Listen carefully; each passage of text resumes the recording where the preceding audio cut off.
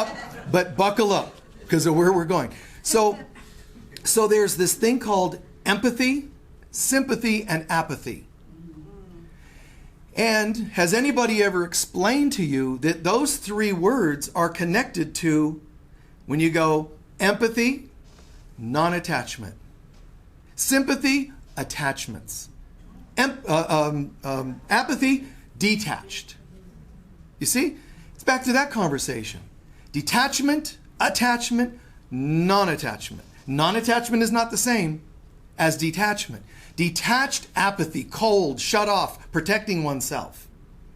Sympathy, rescuer, clawing into people, looking like you're just feeling sorry and I'm just here to care for you, but really you're smothering, you're digging into people, you're psychically getting enmeshed. Empathy is not what everybody's been talking about. Oh, thank you. You're welcome. Yes, all right. And so it is. Bye, thank you. So, empathy, you could say has two, we're going to be nice about it and say there's two sides of being an empath or empathy. One, though, is, the people that you hear, and you might have said the words, I'm an empath. That's even the face you get, right? Oh, I'm an empath. Yeah, I tend to take on everybody's stuff. No, that's attached and it's sympathetic. Hyper-sympathetic. Yes, and you also have codependence in that. But the ones that say, oh, I'm an empath, I'm so spiritual that I take on everybody's stuff. You're actually just ill. That is hyper-sympathetic. Now, I'll be nicer in a moment. Okay, but when you say you're an empath and you take on people, that's not the definition of an empath. True empath means I'm centered in God and objective and clear. That's what it means. True empath. So I'm allowing for there's two empaths. There's the broken empaths. They're kind of like empaths in the making. So I won't call you hyper-sympathetic, codependent, ill people. I won't.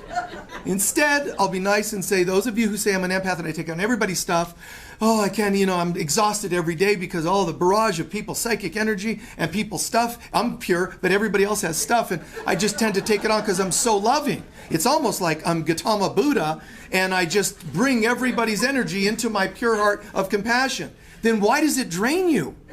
If it must be not getting filtered. You must have a clog somewhere that's not allowing it to get all filtered, Siddhartha. So, mystic compassion. So, something's not quite right.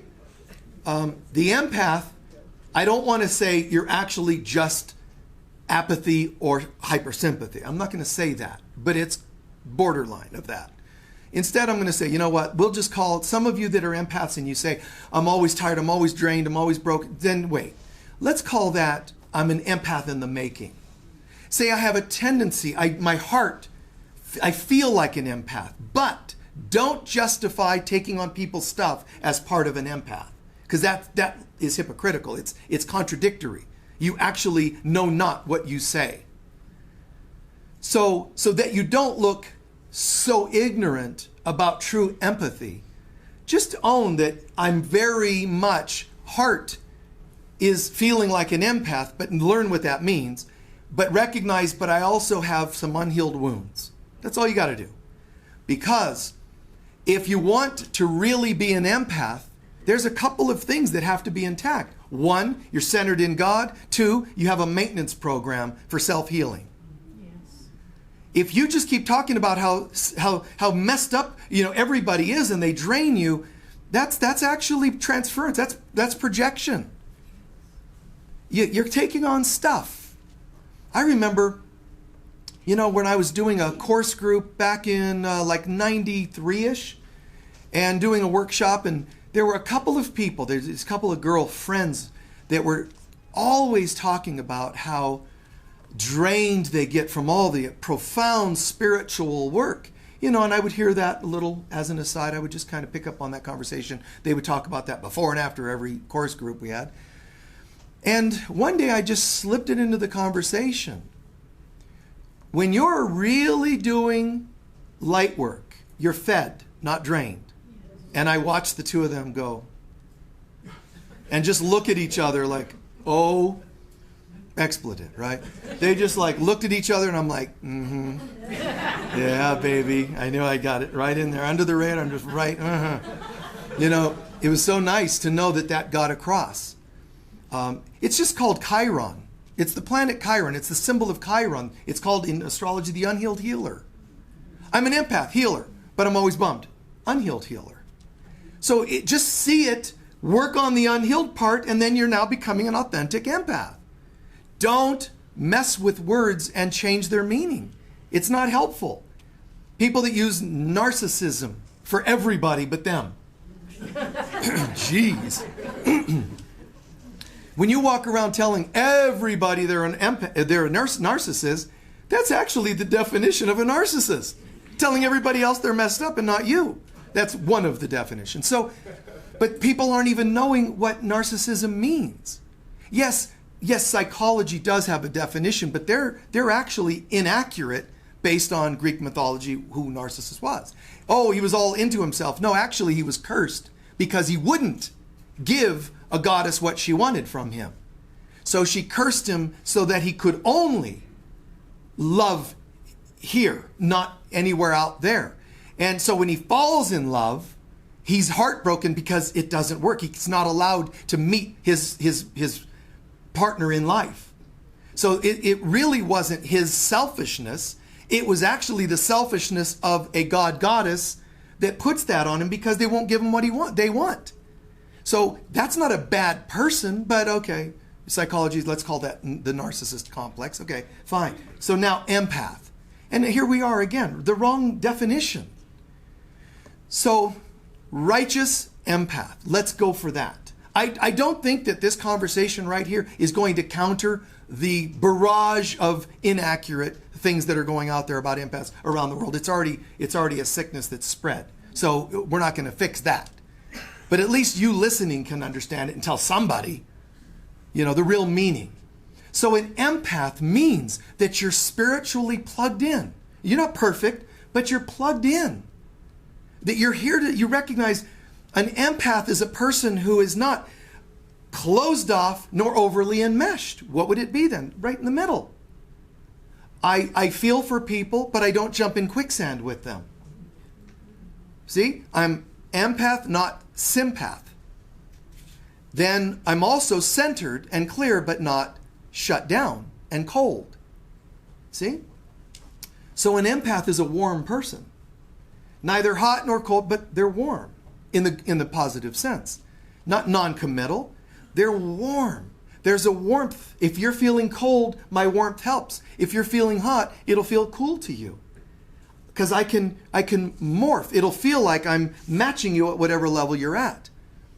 So we are birthing more and more on this planet Christ as a consciousness.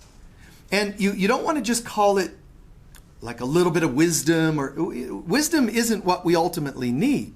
Wisdom is simply going to be a tool on your tool belt, a characteristic. When you become completely remembered in your I am presence, you're not just a little wise. You're a healer, you're wise, you're open, you're clear. There's many things that you access in your consciousness. It's because you're all. So a person doesn't go to the extremes anymore of duality, swinging way over here. It's the people in the spiritual community don't realize that they're spiritually bipolar.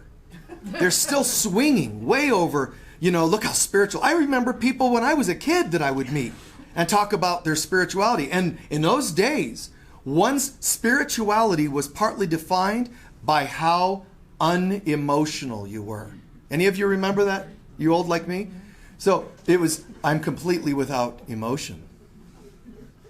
It's like, I don't have that sickness called emotion. Yeah, and nobody wants to hang out with you either. Like, geez Louise, like you're just like, you're not non-attached, you're detached. And I know many partners who have come to me for counseling. Michael, my partner, and there's nothing, there's no passion, there's no life. And they call it spirituality. And when I try to talk to them about it, they tell me that I can tell you're upset because you're not spiritually evolved like me. I say, go home and go bam, bam, bam, bam, and see how centered they are. See if they go, I really am feeling kind of, my teeth are all knocked out, but I feel centered. It's a false thing, guys. The apathy is false. But do I want you to really hit them? No. Do I want you to hate them? No. But see it for what it is. Don't let people tell you that their spirituality is, really they're just totally in apathy and call it spirituality. Don't let people tell you that they're so spiritual they have no emotion. I'm detached. Yes, you are. It's called apathy, detachment, coldness, protection, self-preservation. That's not a healed person. It's a person who's scared. So feel for them. And it's kind of interesting because the thing they need most is the thing they're pushing away, feeling. So what's your job? To say, I get it. I actually don't buy this whole thing. I think that you can say to them lovingly, tactfully, anybody out there that's detached, remember that's not non-attached, detached, there's a coldness with it. Don't buy into their spiritualizing it. It's not true. It's just self-protection and it doesn't work. Because the thing you think you're trying to protect here is actually on this side of the barrier. The problem's over here, not out there, the thing you think you're trying to protect from. It's in here. So, like the old story, Ogopogo, we have found the enemy and the enemy is us. So it's like the problem's right here. So be careful. It's kind of like people saying, what I do to do spiritual work? Anytime I go into a grocery store, I surround myself with white light to protect myself. Okay? And whenever we do meditations, my teacher told me, be sure before you do a meditation, surround yourself with white light. Okay? And I hear these comments. But it's always interesting to me because what exactly you white light about? Why? To protect myself from what? Well, people or energies. They'll name something depending on how protective they have to be. They might have to call it energies, but it's people or energies or whatever. And I say to myself, well, that's quite interesting. And I probably have only made this comment a few times in all my years because I don't want necessarily people to feel hurt by this comment. It's fine to surround yourself with white light, but that's not as evolved as becoming the white light. There's a difference. Now watch. Energies, people, stuff. Got to be careful because I'm an empath. But there's people with all their energies and darkness and weirdness and past issues and past life, all kinds of, psychic tentacles. There's all names we have for them. All right? There's all kinds, and curses and, evil eyes. So what I'm going to do is surround myself, which is kind of a holier than thou perspective. I'm going to just simply surround myself with white light, to protect myself from you people. That's what you're really saying. So you put this white light up, but what you don't realize is my very thoughts about you are still on this side of the white light. Now I've put up a wall I can't get out. So what happens when I have a dark thought? What happens when I have a judgmental thought? It's like one of those old super balls, just boom, boom, boom, boom, boom, boom, boom, hitting all the walls inside that I put up to try to protect me from the super ball you're going to shoot at me. So I've always had this funny visual when people, I just surround myself with white light. And in my mind, I'm picturing, boom, boom, boom, boom, boom, boom, that's kind of the visual I get. So I don't know if they know why I'm laughing when they go, I just surround myself with pure white light. Oh, good. And I mean no offense. I don't want you to think, I was taught to surround myself with white light. It's bad. No. Let's just talk about upgrading. Become the white light. So instead of surrounding your judgmental head that's trying to protect yourself from the bad people, what if you become this light here and it shines out to here? Different perspective. And I've never heard anybody say that or explain that. Bring it. Because if there's anything that seems to be, it'll come and it'll dissipate in your beauty of your white light now. If you've used white light as a wall and a shield, you actually have a wall and a shield. And A Course in Miracles explains the very thought you have that you need to protect is already something you should be protecting yourself from. You follow what I said there? The very thought that, because someone is already there in you now. So the protection you would try to put up is the very thing that's going to fail you, because the enemy's here, not out here. But there are some enemies, but they're only manifesting to match the one in here. Just become the love. And we all mess up. I could tell you, love, love, love, love, love, love, love. And just like you, if somebody, cuts in line in front of you, you're going to be tempted to get frustrated. If somebody from the past calls and shames you, blames you, we all get tempted to do that. But the more we become the light, I swear, you can't find them. Those former types of hurtful people, they actually become harder to find. It's the weirdest thing, because you're changing your mind, your consciousness. And some of that, if you ever thought about this, biologically, psychologically, human beings, a lot of people can get grumpier when they get older. But a lot of people, as they get older, they just actually become kind of wiser. They kind of don't invest as much time in fighting things, right? Like a parent is more uptight about their kids than the grandparent of the child. The grandparent just watching, things flying by and, kids throwing each other out windows. And the parent's like, no, and you can't. And what do you, and I don't know why I assume they knit on a rocking chair, but, there's just like, yeah, it's like, yeah, karma's hell, isn't it? They look at you just like this, yeah, remember you did that to me? I'm so happy to see you squirm. But there's a wisdom with that. There's a wisdom with that. A story I shared once is simply when I was a kid, this, for circumstances, led to me helping this, they call him old timer, meaning this guy's like old school, and he's got all this wisdom about mechanical things.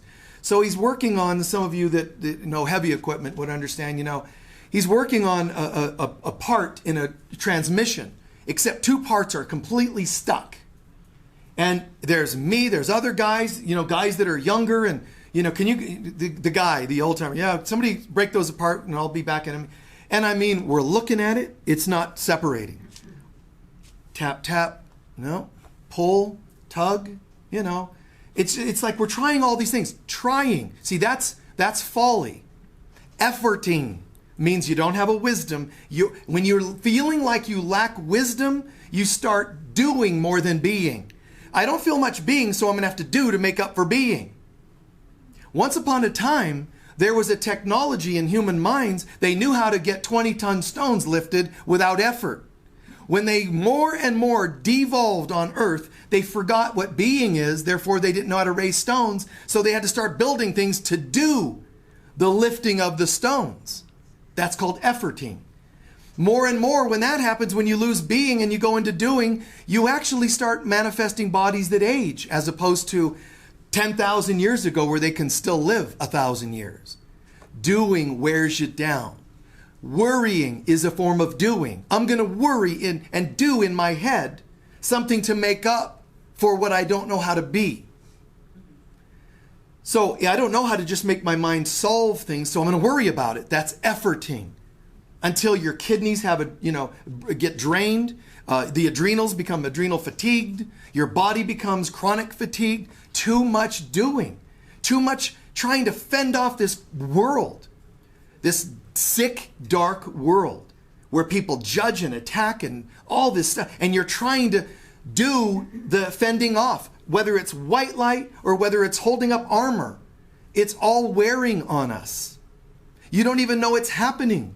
The joints start to dry up. You have what's called armoring and massage, where literally the muscles just kind of thicken and dry up. They become like armor. But it's a symbol of, I'm having to fend off what I don't know how to fend off.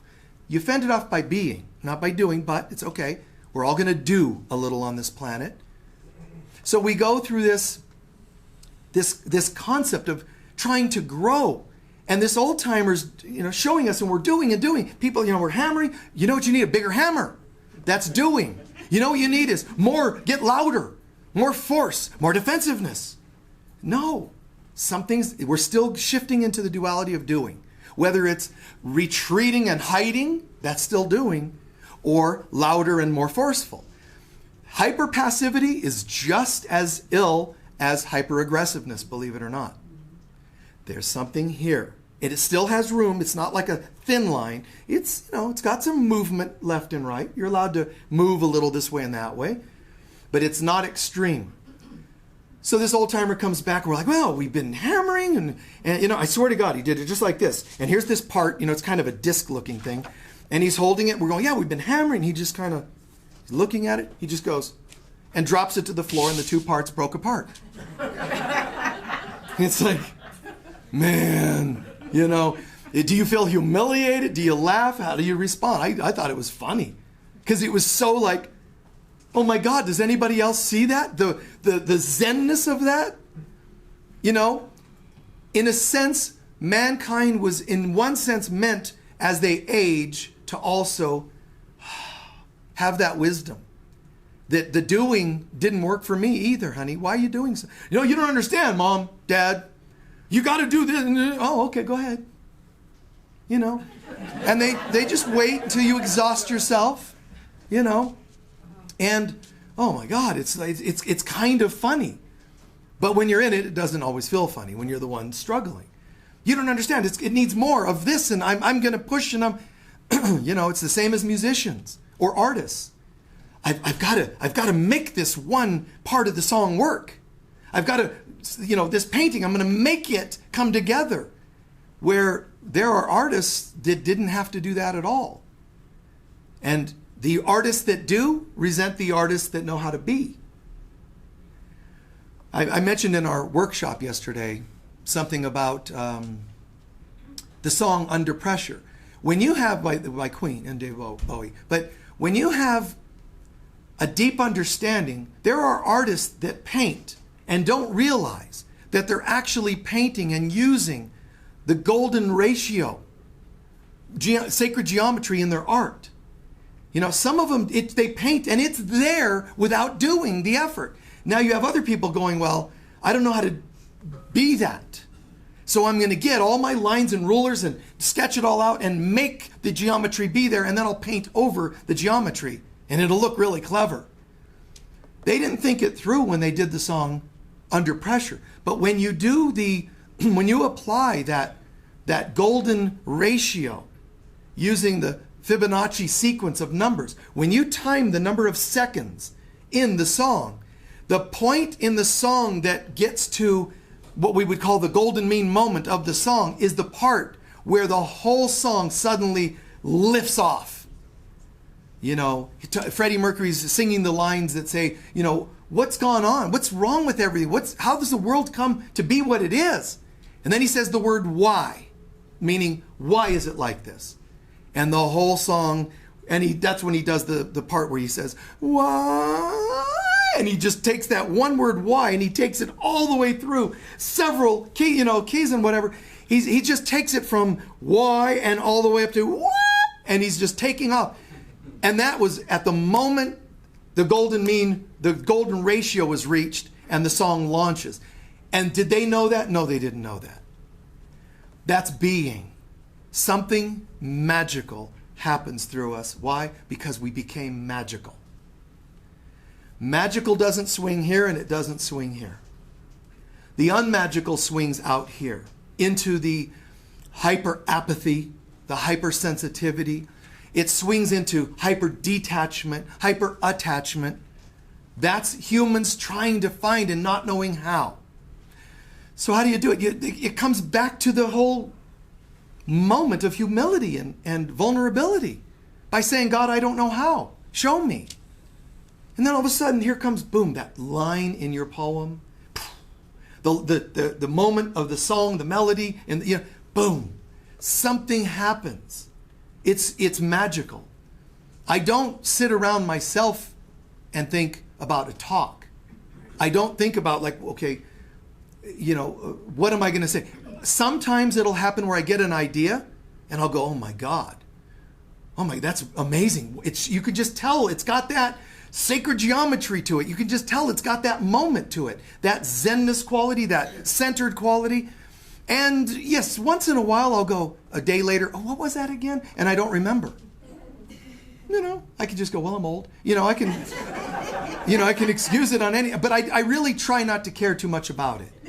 Because I'm not going to let what was a holy moment of receiving something swing me out into positives and negatives. You follow? I'm not going to get pulled out. Whether it's by other people or me, I'm just not going to do that. And I thought, well, what am I going to share today? And because something the other day came to me. And those of you watching online that are part of the Edenshire Zoom live thing that we're doing every day, just this free all-day program of education, anybody can tune in. And it's like we're doing that, and I was like, oh, God, there's something. And they're like, tell us. I go, no, I got to hold it till Sunday. And now I forgot what it was. But last night, I did a prayer and said, I know it was magical, if possible. Just bring it. I walked in, laid down on my bed, and it was there. Something was there. It's not this whole talk, but what I'll use for a meditation came to me. And it just all came. I put on my phone, into my phone, transferred it to email, and so I printed it out to be able to use it. So it isn't the doing that will bring it back. It's letting go and letting God. There's this thing that people have forgotten. Really, the magic of not doing. And we've done talks about the difference between being and doing. Look them up. They're free on YouTube that we've done here. That would be fine. Go check them out. That's only an aside here today, but it's part of it all. Trying to be in a state of apathy or sympathy is still doing, and it means you're not in your center. No offense, it's just what it is. So how do I turn that around? Apathy, no. Sympathy, no. Empathy, yes. Broken empathy, where I mean well, because that's what those who say I'm such an empath, I get drained by everybody. What you are is an empath who's well-meaning, but you're still the wounded healer. How do I correct that? It's quite simple. Please continue your self-healing. Stop making it something you're proud of to be a broken person called an empath. You got to see through that. If you don't see that that's a flaw, why would you want to change it? Stop, take a breath, and go, oh, crap. I did that. Just see it. Oh my God, I was doing it. I was empath. I'm just, I'm holy and everybody else drains me. Oh, I see where I was doing that. Laugh at it a little if you want to. And then correction time. I see that what I thought was an empath wasn't a person wanting to be an empath and has tendencies of an empath, such as, I do feel committed to God. Great. You're committed to God. That's good news. Now let's just make that more clear of a direction we're going, and don't forget your self-healing. Don't forget your personal maintenance work as a healer. You're not going to be in a state of being, with the one conversation we had a moment ago, or the empath consciousness, nor the Christ consciousness, nor the I am presence consciousness, while still a person who's living patterns of wounding. So as much as we can talk about ascension and multidimensionality and so on, it still comes back to, and are you doing your sponsorship work? Are you doing your 12-step work? Are you looking at yourself? Are you tracking things? It's still going to come back to the need for self-healing. Not obsessing on self-healing, just a maintenance program. You can say I'm an empath who sometimes gets triggered. True, that's fine. But are you working on yourself? Don't think empath means you get triggered. That's a horrible affirmation to make. I'm an empath. You know how I know? Because I'm all messed up. That's not accurate. That's not accurate. The world is needing you to say, I'm an empath. You know how I know? Because I'm devoted to my center. And I keep working on the parts of me that swing me outside of my center. That's it. Now, as a parent, you feel for people, your children. As a partner, you feel for your partners. You know how to feel for, but you don't swing out into the realm of unhealthy. That's what we're talking about, really. And then you also, there's the second part. Remember, it's the self-maintenance. What's the other? God. So not only do I not get pulled into the outsides, how do I do that? By shutting down. No, that's detachment again and apathy again. How do I keep from getting pulled out? Well, it's very simple. The swing won't pull me out there. The pendulum won't pull me out there if there's no out there in me. So every time I heal, cry, talk about my stuff, journal, what's happening is this. There is no out anymore. It all starts to draw in. And I just feel plugged in. Viktor Frankl was an appropriate empath. He lived in Auschwitz for years. He felt for people, but he didn't lose his center. I'm not saying he never, but I'm saying generally he didn't. He was able to keep his eyes wide open and see what was really going on and not buy into what these other people were doing. See, a false empath or a broken empath is a person who talks about wanting the center, but keeps talking really about being out here. When they say other people drain me, they're all automatically not in their center. So by default, you see, they're not empaths. True empathy is love. I love people enough that I care for them, but it is not loving for me to jump in quicksand to drown with them. That's actually self-abuse, which now confirms that I didn't even have love in the first place to help you. Because my jumping in, well, honey, I love you so much, I'm going to jump in the quicksand, because that's what good mothers would do. No, that's a smother, not a mother. Stand back, Mom. Stand back and reach a hand out to the kid. Okay, honey, no. I don't want your help. I want you to enable me. I want you to be okay that I keep dating psychopaths. And I want you to keep giving me money to fund my psychopathic research and so on. And you go, no, but if you want to, no, I'm not taking your hand unless you do things my way. Well, I'll just sit here, until you drown under the quicksand. But as long as you're still seen by me, as long as I can still see you, I'm going to keep my hand here. I'm not jumping in with you. Oh, that's so cold. No, it isn't. That's perfect. Cold would be to turn your back and not care if they sank. That's apathy. That's not what I just described. I'm still facing you and I'm still holding my hand out in case you want to reach out. I'm just not jumping in.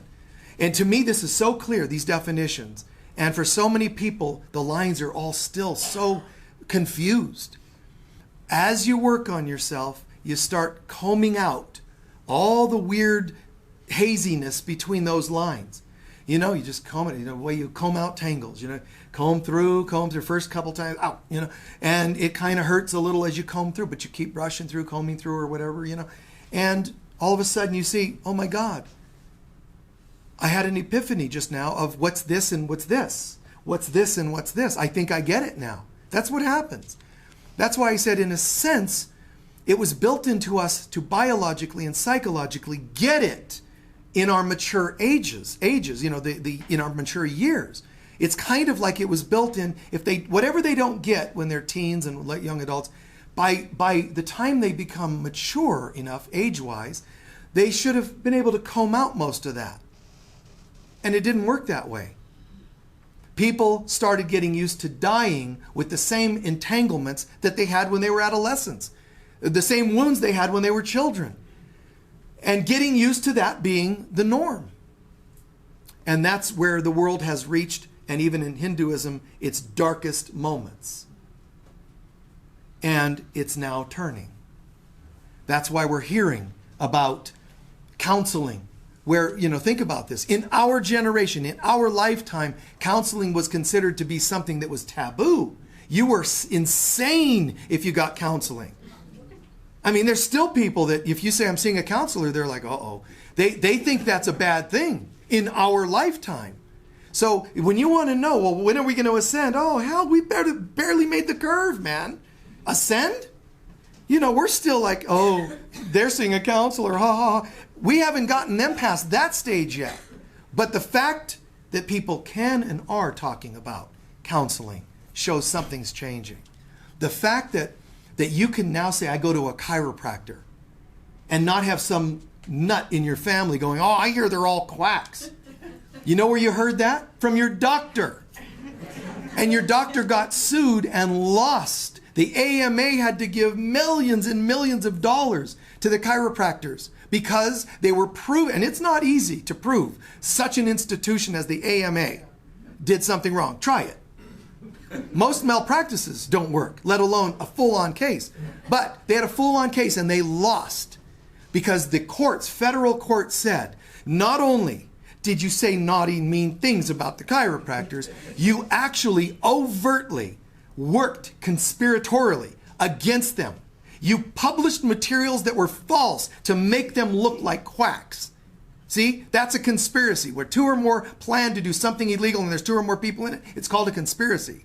You guys conspired to ruin chiropractors. And some of your families, oh, I heard they're quacks. What are you going to do with this? All you can do is be the change you want to be in the world, you want to see in the world. See the chiropractor. Eventually one of them's going, and you say, why don't you see a chiropractor? Oh, those quacks. No, remember, my back's doing really well now. Oh, fine, I'll try it. And they'll go. Eventually, your beingness will trickle down as little seeds. It'll happen. If it doesn't happen when you want it, stop being attached to that outcome. Just, hey, they're going to get it whenever. I've seen people resist, and you talk to them. And I know some people that culturally, it's like, wait, are they going to touch me? Like, they're like, sometimes their religion or their culture or their race is very like not touchy-feely kind of thing, I had this guy who was out at my retreat, and nice guy, great worker. He was a painter or whatever out at my retreat many years ago. And I'm on tour, and I'm like, people at Unities all over, hundreds of people. I'm on tour for week after week, and there's just everybody's always hugging, and God bless, and he smiles. And I went home one day after touring, and I went home for my usual few days home, and I see him. The first thing I do is walk up and hug him. And I realized, as I'm embraced with this guy who religiously, culturally, everything, he just stiffened up, and I'm like, oh God, I'm hugging him. He's not into guy hugs. All of this is downloading. I'm like, what do I do? I'm already in the embrace, so I kind of did this, yeah. And I had to kind of turn it into a guy. You want a beer? I don't have any, but I got to throw it in there, because there was this awkward moment. And so it's going to happen that you're going to hug somebody, you're going to smile too much, and they're going to, why are you smiling? Why aren't you miserable like me? And, oh, I'm sorry, you're right. We should talk like this. It's called bridging. Don't let them make you miserable, but an empath knows how to meet people at the level they're at. And that's another great quality about true empath. A true empath is not detached nor overly attached, but you know how to bridge. You know how to say when people are crying, you don't go, but have you heard the good news of the Lord? No. People are crying and you say, I'm sorry, You meet them where they're at. And when I meet, a fundamental Christian and they're saying, I just navigate and meet them where they're at. I don't jump in with them, but they would never know that I'm not. That's very loving, very tactful. Because I made no sense of shame, no sense of judgment, no sense of correcting others. See, correcting others means you've already determined they're wrong and you're not an empath and you're not meeting them. One time I'm on a plane, and this was really peculiar because I was writing the last bits of a book that I wrote called Sacred Sexuality. So I'm sitting there and there's all kinds of drawings and pictures of anatomy and I'm doing all this kind of, stuff. And then all of a sudden, my spider senses, I'm like, uh-oh, I'm on a plane. And I have a guy who came into the aisle and sat down, and I forgot because I'm like, all of a sudden, he's not just a man, he's Hasidic Jew, and he's a high up ranking Hasidic Jew in his region, in the region of the country. And I'm like, and and I've got this, manual and sex and hearts and bodies and, and I'm like, I just kind of took the, Because not because I'm going to shame it. It's respect for where someone else is at. See, some of us go, well, I need to be heard. I need to be true to myself. When you need to prove that you need to be true to yourself, you're not true to yourself. I'm so clear. I'm so absolutely plugged in that what I'm doing is right, that I can actually close the book and meet them at their level. This guy, I swear to you, we were hitting it off, and he's telling me what he does and how he's like the number one main guy throughout the country for a particular topic and so on. And he's going, I want you to come to my family. Come to my house. I want you to meet my children. And I don't know if he was like trying to hook me up or fix me up or whatever. I don't know. I have daughters your age, and I'm thinking, well, okay. But he's treating me like he met a well-respected human being. He doesn't know what I do for a living. But he interpreted in his mind, I like you. There's something about you that met with all of my filters and made it through. You flew in under the radar. That's brilliant. When you have somebody that has that level of belief systems, traditions, and he's inviting me to his house, I'm thinking I can change that in a moment. No, but...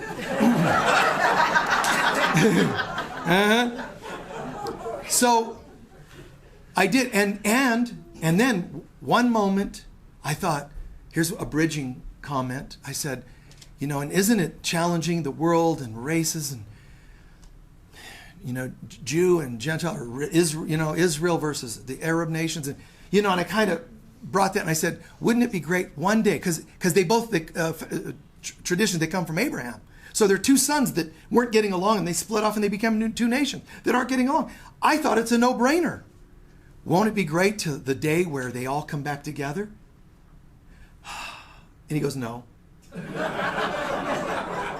So now how do I bridge with that? I'm like, oh, you're right. I have to. But bridging means people will have sometimes extreme beliefs. They should never know that you don't agree with them.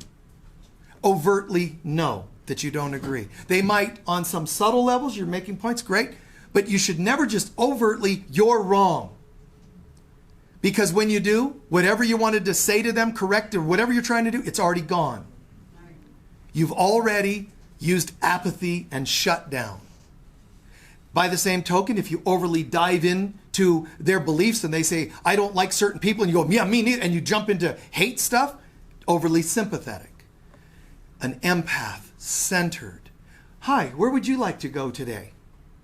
And if somebody says to me, well, I like certain music, but you said you're a counselor and so you're into spirituality, so what are you into? Oh, headbanging, heavy metal, death metal, they call it, oh, cool, which band? I'm not going to say, oh my God, oh la la la la la la la, don't, my virgin ears, I'm not going to do that at all. I'd be like, really? So like what? And just go there with them. That's an empath. Not the one that you're hearing about, but true empath. I love you and care enough not to jump in. That's not an empath. I love you and care enough to hear where you're at, to help you feel valued today. Parents bringing me their kids. Michael, I need you to fix them. Well, what's going on? They listen to whatever the flavor of the month might have been, from Alice Cooper to Marilyn Manson, and one mother, she look at her. She dresses all in black. And she listens to Marilyn Manson. I'm like, oh, what's your favorite song? One song of his that I really like is the one where he's talking about drugs. And he's saying, no matter what drugs you try to use to escape yourself, you're never going to be able to escape yourself through drugs. Because you're the problem. I'm like, isn't that great? See what I just did? And the mom's like, the guy saying against drugs? Yes, mother. You're supposed to be able to bridge with your kid and know. But you judged her because she put on black and a song you didn't like. A sound that you didn't like because it was heavy metal. So to me, bridging, that is when you are an empath, you are an embodiment of the Divine Mother, the Holy Spirit of God. An empath is a bridge between humans and God. Because an empath says, I don't care what my personal beliefs are. Where are you at and how can I be helpful today? Well, you don't understand, you probably wouldn't want to be talking to a person like me. Now I'm intrigued. Why would that be? Well, and some people have told me I was an assassin. I was a sniper, in the war, and wow, that takes a lot of focus, doesn't it? You might not agree with my ability to agree with where they're at. I really don't care, because I'll still do the will of God. And the will of God is making everybody feel valued, helps them come home. Anyone that doesn't feel valued is going to feel something opposite called shame. And if they feel shame, they're not coming home. Demons have been made into demons because they feel shame about what they've thought and done. There are ghosts traveling this planet of people who were naughty on earth, and they're afraid of what waits them on the other. They think they're going to hell. You think that after 1,000 years, they'd have figured it out. They were already in hell. If someone would be able, more people go out there and say, spirits, any of you that are in this room, light awaits you. It's time. You've paid enough. You're right. Yeah, there's a hell and it's right here and you've lived here a long time. But I just heard, I was told to come and give you a message from God. There's a new dispensation or whatever. You've already paid your price. If that's what they believe, and tell them, okay, but now you've paid, right? And now you can go. Find some way to bring them back to feeling valued. That's the will of God. That's the Holy Spirit. And that's when you and I can embody that presence. Please take a few centering breaths.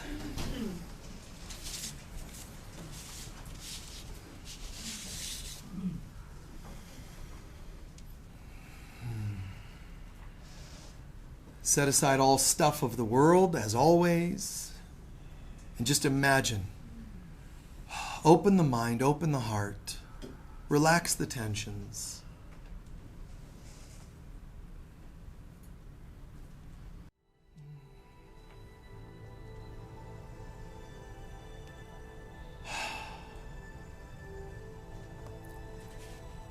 No matter what the head tells us, no matter what not good enough tells us, let's try something else today. This will sound maybe like a poem or a meditation or whatever it might sound like. Just hear these words like they're your soul talking to God, talking to the universe, talking to the world, talking to yourself, and talking to all other human beings. You're commanding this, you're affirming this, you're decreeing this. Today, I will let God be enough.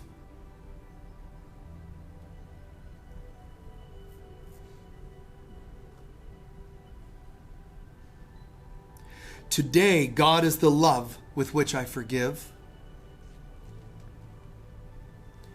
Today, God is the strength with which I endure.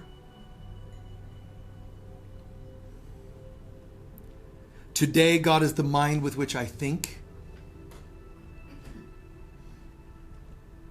Today, God is the peace that I extend to all. Today, God is the abundance with which I prosper. Today, God is the light that shines upon my day. It's not the sun. It's not light bulbs. It's God. Today, God is the guide that navigates my path. Today, God is the grace with which I bless. Today, God is the clarity with which I see.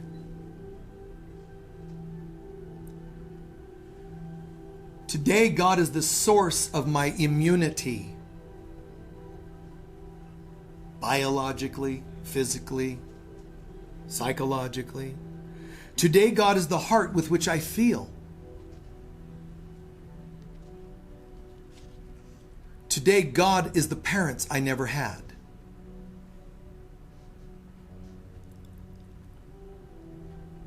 Today, God is the teacher that educates me. Today, God is the comfort that holds me.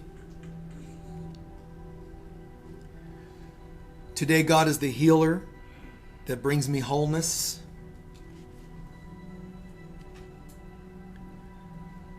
Today, God is the friend that will always be there. Today, God is the focus of my day. Today, God is the priority of my life.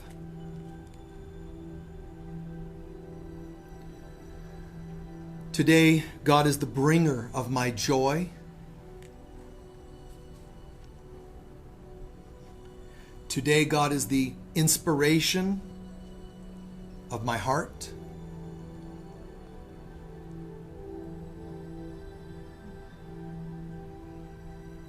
Do a couple more on your own and fill in the blanks. Today, God is the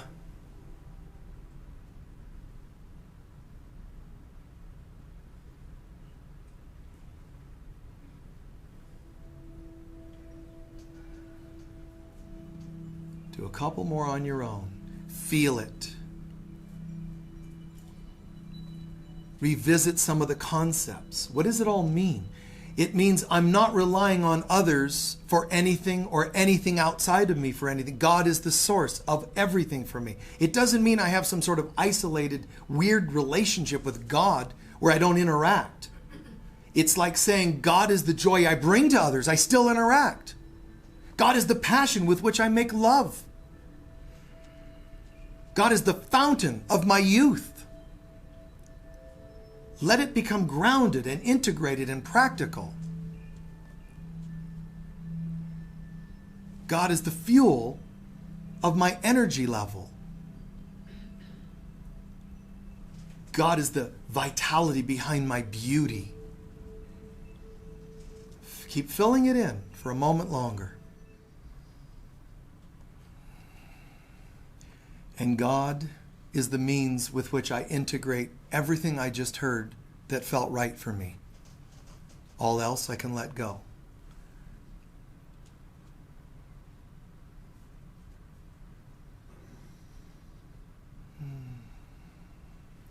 Today, I will let God be enough because it's all I need. It's the love, the faith, the trust, the immunity, the passion, the practicality, the care, the safety. So many false gods, favorite TV shows, certain friendships, parents, all kinds of dependence. And all that did is it taught me to be in a state of apathy or hypersympathy. Today, God is enough, so I'm allowed to return to my center, where I find true empathy. And so it is.